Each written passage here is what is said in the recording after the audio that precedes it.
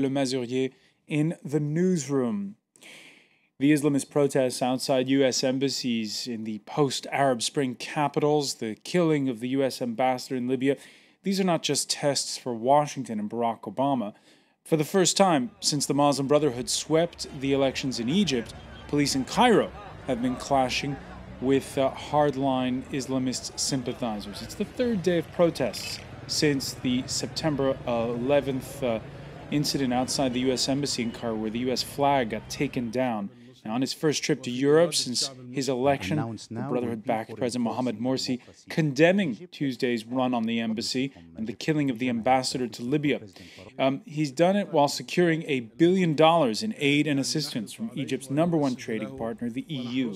Brussels, like Washington, eager to bolster a fragile democratic transition. Barack Obama, who will meet Morsi later this month at the United Nations in New York, has spoken with Morsi on the telephone. Obama, who'd earlier told Telemundo television that he considers Egypt as neither an ally nor an enemy.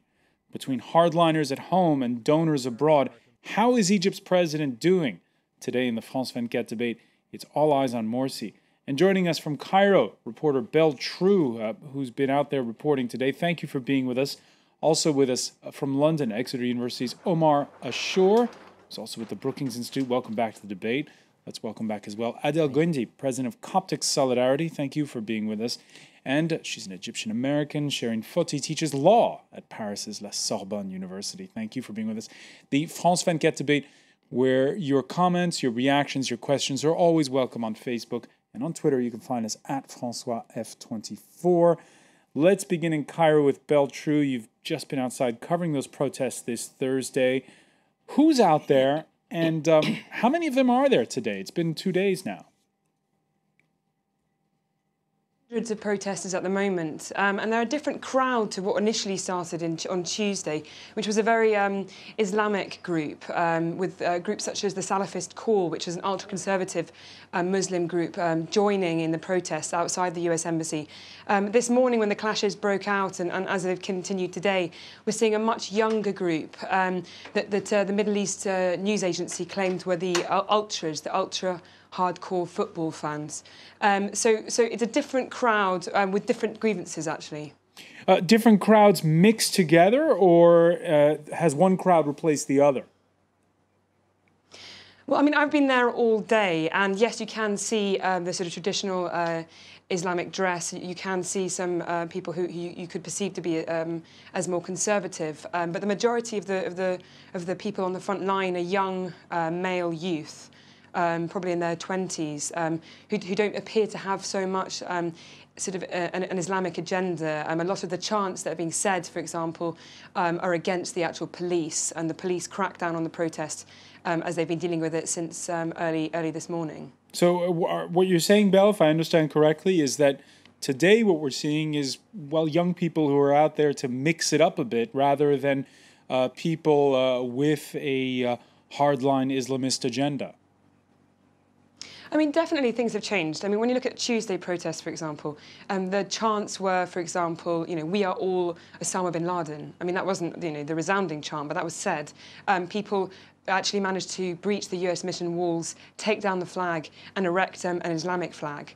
And that's not the chants you're hearing right now. As I said, you've got ones that are against the police. You've got people who are angry with the president. There has been chants against this film that obviously ignited these protests across the world, but they're becoming fewer and fewer. There's a lot of people there. It's a big mix. It's impossible to say exactly, what everyone wants. There's not sort of one, because it wasn't called by one homogenous group. That's the problem. And when you say there's lots of people, are there more or fewer than there were on Tuesday and Wednesday?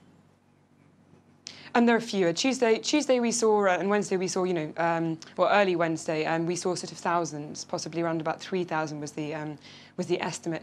Right now, today, we're looking at hundreds with dozens on the front line. I haven't been down there for maybe about an hour and a half, so I'm not sure whether they've waned. Now it's now it's dark.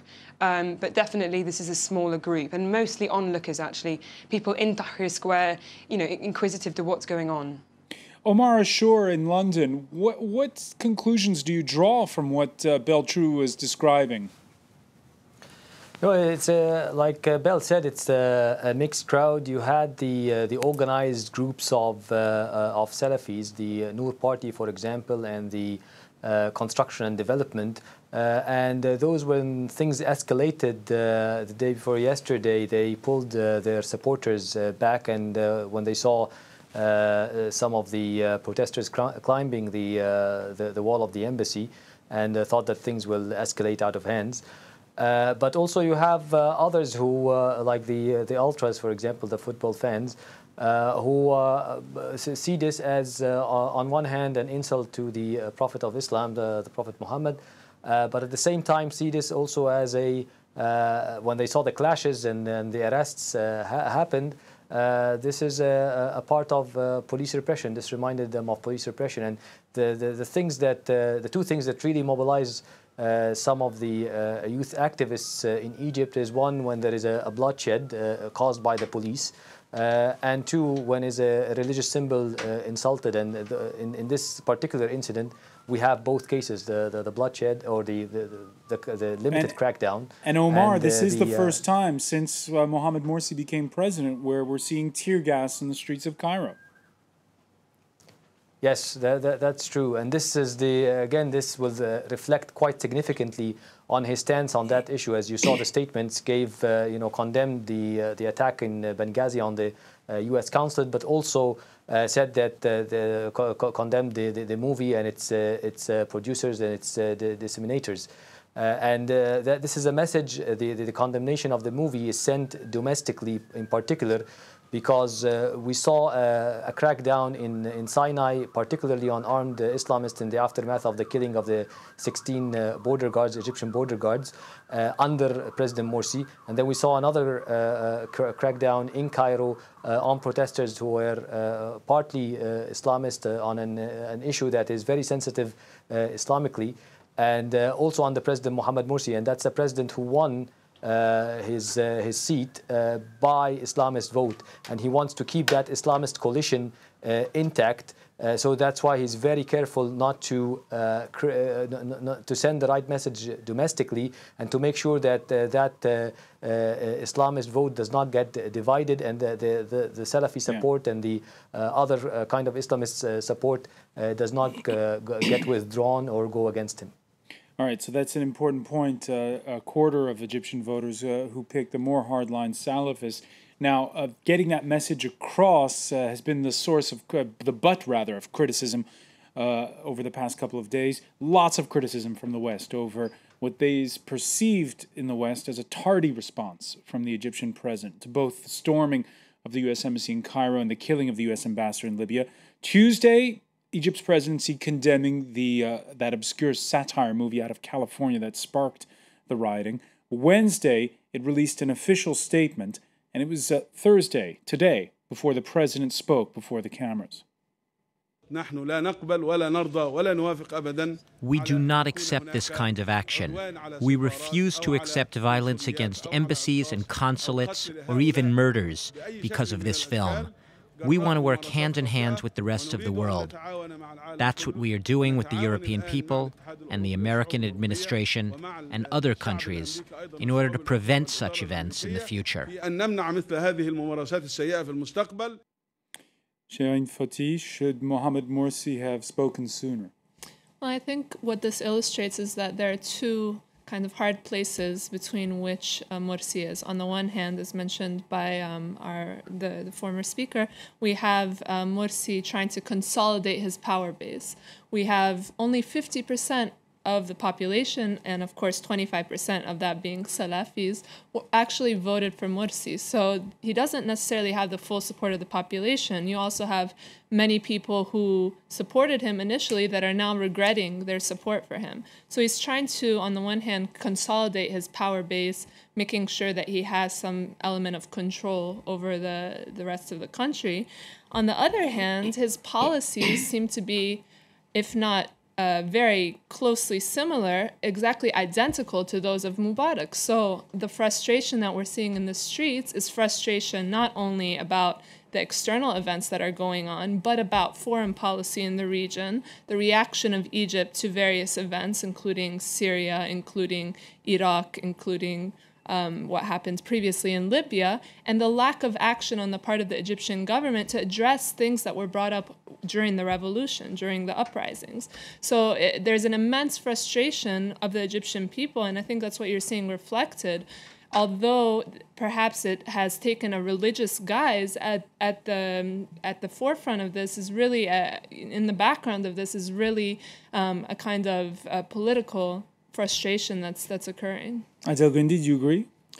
Well, first of all, let's go back to the source of things. I mean, I can understand the hard feelings of the hurt people, the Muslims, because of the movie, which kind of created all of this, and that's very, very understandable.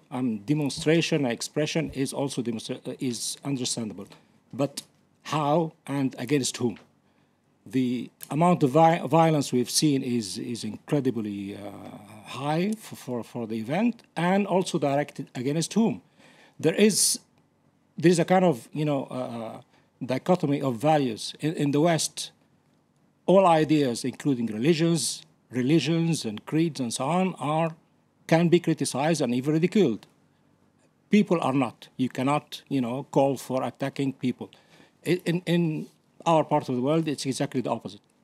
And that's where the problem is. All these demonstrations are directed to, for instance, to the American embassy, as if Obama or the administration or the Congress, whoever, can do anything about it. They just do not understand. Some people do understand, but they are playing the game.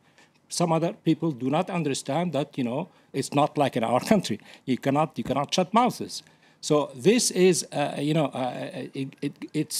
we have to get that straight. Of course, there are all the other complications and the Salafists and so on. I think the role of Mr. Morsi, the snapshot that you have shown today is what he said at the EU.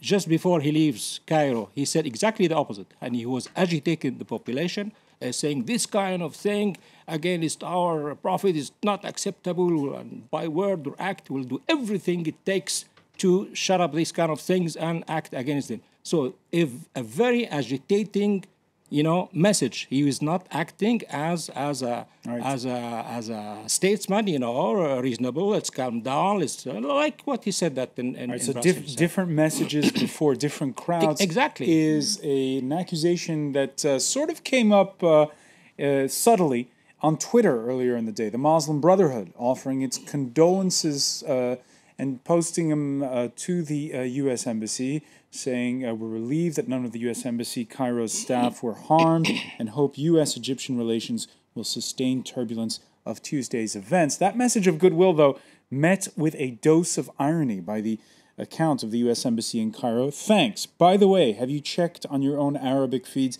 I hope you know that we read those too. So a little bit of a tit for tat in that regard. Beltrue, is there really that much of a gap between the message that Mohamed Morsi gives before the cameras, the Western cameras, and those that he gives back home? I think, yes, there is a gap. As was mentioned earlier, when he left Cairo, he had quite a hardline stance against this video, and now has been saying that, doing these kind of behaviour in front of an embassy is completely unacceptable. He's got a big, subtle balance to have to make here. He's got the Muslim Brotherhood. He needs to his members in the Muslim Brotherhood. He's got to please. As was said, also, he doesn't have majority popularity here in Egypt, and he's got to juggle foreign policy and opinions, with America, and obviously, Obama's comments this afternoon about Egypt not being an ally, which many people have seen to be sort of pre-chat before Obama's own elections. These are all things which Morsi's having to juggle, and that I think is really what's making the problems with his speeches, and possibly which is what is the issue that he's having in trying to make sure that all his messages line up. Yeah, the rally that you mentioned, Barack Obama's strong statements, the White House publishing a transcript with curt words at times, it seems, in the phone call between Egypt's president and Barack Obama. And yet, Omar Ashur, later this month at the UN General Assembly, Obama will be meeting with Mohamed Morsi, and he won't be meeting the Israeli Prime Minister Benjamin Netanyahu. Yeah, let's be clear about a few things. On the international relations, there are pillars to the Egyptian foreign policy, regardless of who's ruling Egypt. One of them is the relationship with the United States. There is a strategic relationship with the U.S. We're talking about the army, which is a very critical institution in any political context or for any Egyptian leader. That is very much has part of its finance, part of its training, a significant part of its spare parts, even for logistical support, comes from the United States. So on the military level, there is quite a strong relationship that will not be undermined by the events in the region. There is also the other dimension has to do with the Gulf states and with the economic relations that Egypt has. Those two relationships with the Gulf and with the United States will be quite strong and will not change given the events. There is another dimension that is domestic, and I think now, despite everything that is happening right now, Morsi still maintains quite a significant support on the ground. He is seen as attracting some of the foreign direct investments, whether from China, whether from Saudi Arabia, Qatar, and lately some advancements with the EU, the signing of those treaties with the EU. And this is very critical on the one hand, but on the other hand, he is seen as moving ahead with some of the even revolutionary goals, including setting the balance right between the elected civilian establishment, the presidency, and the Supreme Council of the Armed Forces, the military wing of the state. So by removing the heads of the SCAF and the Field Marshal Tantawi and General Annan, by appointing new commanders at the army level. So all of these, by removing notorious figures like the head of the Cairo Security Directorate, Mohsen Mourad, who is responsible for, or partly responsible for the Mohammed Mahmoud events. So he still has quite a significant domestic support, and many analysts think that if the elections were held now, he will be winning them again.